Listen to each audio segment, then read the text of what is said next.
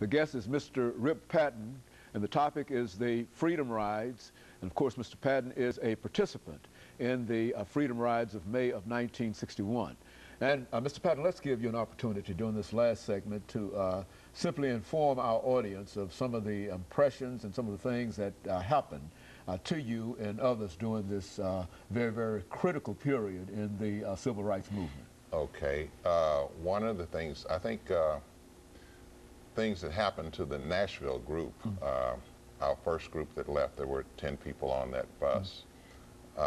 One of the things that we have to realize is that there was danger there.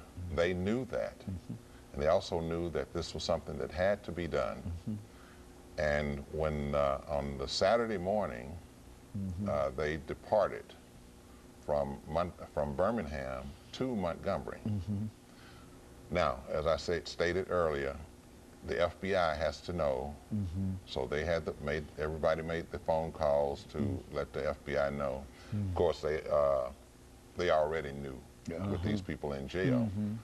When the bus pulled into Montgomery, the students on the bus noticed that there were no people around the bus terminal, which was strange.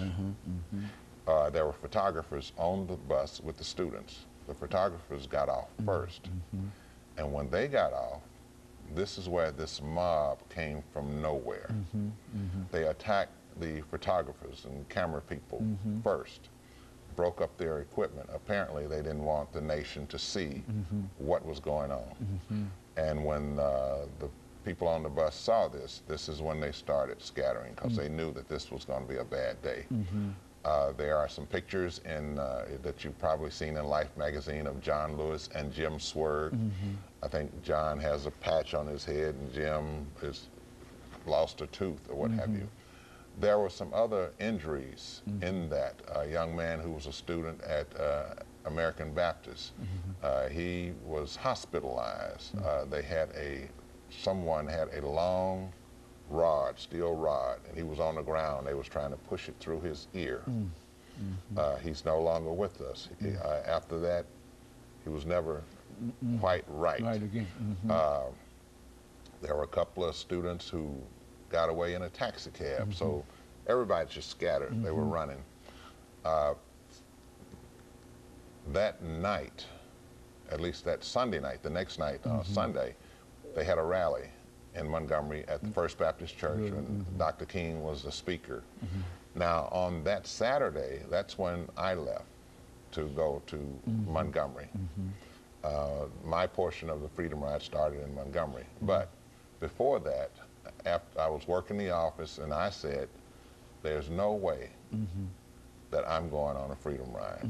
I'll stay here and do what I can from this end.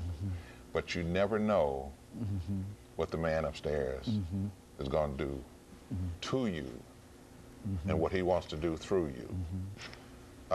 I went home. We got a call that we needed more Freedom Riders. I went home and put my suit and tie on, came back to the office. We rented a car, called the FBI to let them know that there was a group in a car driving to Montgomery.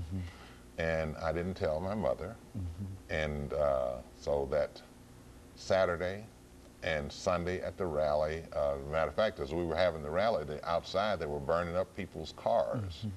And the next morning, Monday morning, we were planning who would be on what bus.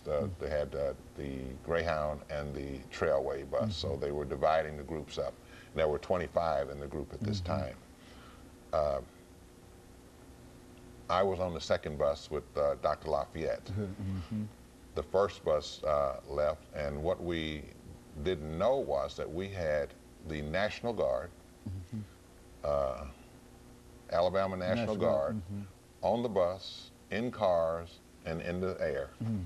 Took us all the way to the Mississippi state line, and then the Mississippi National Guards took over and took us on into Birmingham, I'm sorry, into Jackson. When we arrived at the Jackson bus terminal, we were arrested for a breach of peace and disorderly conduct. They dropped the disorderly conduct and charged us with breach of peace. And